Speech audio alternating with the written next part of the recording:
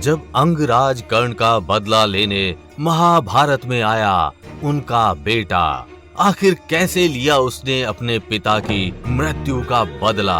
किसके साथ युद्ध किया कर्ण के उस पराक्रमी बेटे ने? और क्या हुआ तब जब कर्ण के बेटे का हुआ पांडवों से सामना? स्वयं श्री कृष्ण भी चौंक उठे जब उन्होंने युद्ध भूमि पर कर्ण के बेटे को आते देखा, क्योंकि कर्ण का वो वीर पुत्र अपने पिता के समान ही महापराक्रमी था और उसको हराना पांडवों के बस की बात नहीं थी। वास्तव में हम कर्ण के जिस वीर पुत्र की बात कर रहे हैं उसका नाम वृषकेतु था, जिसके बारे में ये कहा जाता है कि वो ब्रह्मास्त्र, वरुणास्त्र, अग्नियास्त्र और वायुअस्त्र का ज्ञान रखने वाला पृथ्वी का आखिरी योद्धा था। अपनी वीरता के दम पर वो महाभारत युद्ध के अंत तक जीवित बचा रहा और अपना असीम पराक्रम दिखाते हुए वो इंद्रप्रस्थ का राजा भी बना। तो आखिर क्या है कर्ण पुत्र वृषकेतु की पूरी कहानी, और आखिर कैसे लिया उसने अर्जुन से अपने पिता की मृत्यु का बदला? जानने के लिए वीडियो को अंत तक जरूर देखिएगा। लेकिन वीडियो शुरू करने से पहले जय श्री कृष्ण कमेंट करना बिल्कुल भी मत भूलिएगा। भगवान श्री कृष्ण की कृपा आपके घर परिवार पर सदैव बनी रहेगी। वृंदावन की 100% असली श्री भक्तमल तुलसी माला राधा नाम के साथ पाएं कृष्ण संदेश, संपूर्ण भगवत गीता, ग्रहों से लेकर स्वास्थ्य संबंधी समस्याओं के निवारण के लिए आज ही धारण करें।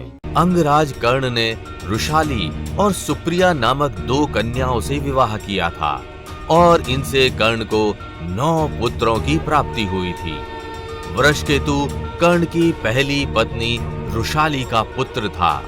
महाभारत में कर्ण की पत्नी रुशाली का वर्णन एक बुद्धिमान, चरित्रवान और पतिव्रता पत्नी के रूप में किया गया है। एक सूत पुत्री होने की वजह से और पिता अधिरथ के आग्रह पर कर्ण का रुशाली से विवाह हुआ था। माना जाता है रुशाली दुर्योधन के विश्वास पात्र सारथी सत्यसेन की बहन थी, जो कर्ण की मृत्यु के बाद कर्ण के साथ ही उसकी चिता पर सती हो गई थी। रुशाली का पुत्र वृषकेतु बचपन से ही अपनी माता के समान बुद्धिमान और अपने पिता के समान तेजस्वी था। वृषकेतु की आरंभिक शिक्षा दीक्षा पिता कर्ण के हाथों ही हुई थी। वृषकेतु के अलावा वृषसेन और सुषेण भी कर्ण और रुशाली के ही पुत्र थे। कर्ण ने अपने पुत्रों को धनुर्विद्या के साथ साथ हर युद्ध विद्या में माहिर कर दिया था। वृषसेन, सुषेण और वृषकेतु भी अपने पिता के समान ही एक पराक्रमी योद्धा के रूप में तैयार हुए। इनको दिव्यास्त्रों से लेकर हर प्रकार के घातक अस्त्रों का ज्ञान था। ये नाना प्रकार की युद्ध कलाओं में माहिर थे तथा महाभारत के युद्ध में इन्होंने अपने पिता के समान ही कौरवों का साथ दिया। चित्रसेन, सत्यसेन, शत्रुंजय, द्विपात, प्रसेन और बनसेन कर्ण की अन्य पत्नी के पुत्र थे तथा ये भी अपने पिता और भाइयों के समान ही हर युद्ध कौशल में माहिर थे। महाभारत के युद्ध में कुरुक्षेत्र की युद्ध भूमि पर कर्ण के पुत्रों ने खलबली मचा दी थी। उन्होंने अनेकों पांडव योद्धाओं को हराया तथा भारी मात्रा में पांडव सैनिकों का संहार किया। कर्ण पुत्रों ने युद्ध में वो रण कौशल दिखाया जिसे देख अनेकों पांडव योद्धा भयभीत हो उठे। अपने पिता कर्ण के समान ही ये भी पांडवों के विजयश्री में बहुत बड़े बाधक थे। पांडव जानते थे कि बिना कर्ण और उसके पुत्रों के दमन के वे युद्ध जीत नहीं सकते। युद्ध के 17वें दिन कर्ण और अर्जुन के बीच बड़ा घनघोर युद्ध हुआ और कर्ण अर्जुन के हाथों वीर गति को प्राप्त हुए। उसी दिन अर्जुन का कर्ण के 3 पुत्रों वृषसेन, शत्रुंजय और द्विपात के साथ भी बड़ा भयानक युद्ध हुआ तथा अपने पिता के समान ही वे भी अर्जुन के हाथों वीर गति को प्राप्त हो गए। इसी तरह कर्ण पुत्र प्रसेन की मृत्यु सात्यकी के हाथों हुई। बनसेन को महाबली भीम ने मारा तथा चित्रसेन, सत्यसेन और सुषेण नकुल के हाथों वीर गति को प्राप्त हुए। इस प्रकार कर्ण के 9 में से 8 पुत्र महाभारत के युद्ध में मारे गए। वृषकेतु कर्ण का इकलौता जीवित पुत्र था। वृषकेतु के पिता और अन्य सभी भाइयों का अंत हो चुका था तथा उसकी माता भी कर्ण की चिता पर सती हो गई थी। वृषकेतु अकेला हो गया था। उसके सभी अपने चल बसे थे, लेकिन बावजूद इसके उसने कभी भी अपने मन में बदले की भावना नहीं पाली। वृषकेतु का बचपन उसकी माता के साथ बीता था, इसलिए उसके चरित्र पर उसकी माता का प्रभाव पड़ा। उसने कभी भी पांडवों के विषय में कुछ गलत नहीं सोचा तथा उसने कभी भी अर्जुन के विषय में भी कभी कुछ गलत नहीं सोचा। वृषकेतु धर्म अधर्म का ज्ञान रखता था तथा वो इस बात से भी परिचित था जिन परिस्थितियों में उसके पिता कर्ण ने कौरवों का साथ दिया। महाभारत युद्ध के बाद पांडव विजयी रहे तथा युधिष्ठिर हस्तिनापुर के राजा बने। पांडवों को पता चला कि कर्ण का एक पुत्र अभी भी जीवित है, इसलिए उन्होंने वृषकेतु को अपने महल में बुलाया।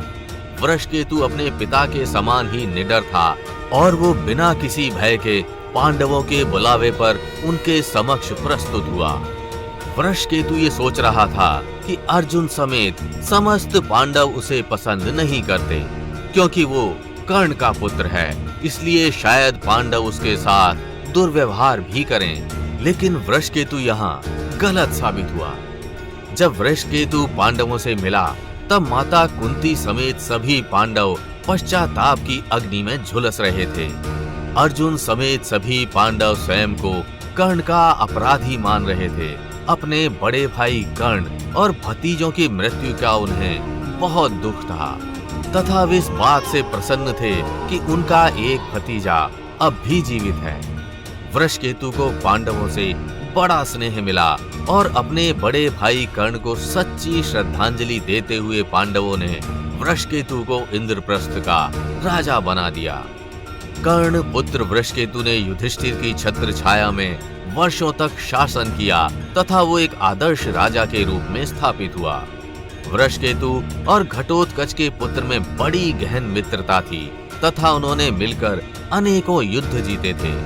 दोनों ने मिलकर भद्रावती की सेना को हराया तथा वहां से शाम कर्ण नस्ल के घोड़े को युधिष्ठिर के अश्वमेध यज्ञ हेतु लाए थे।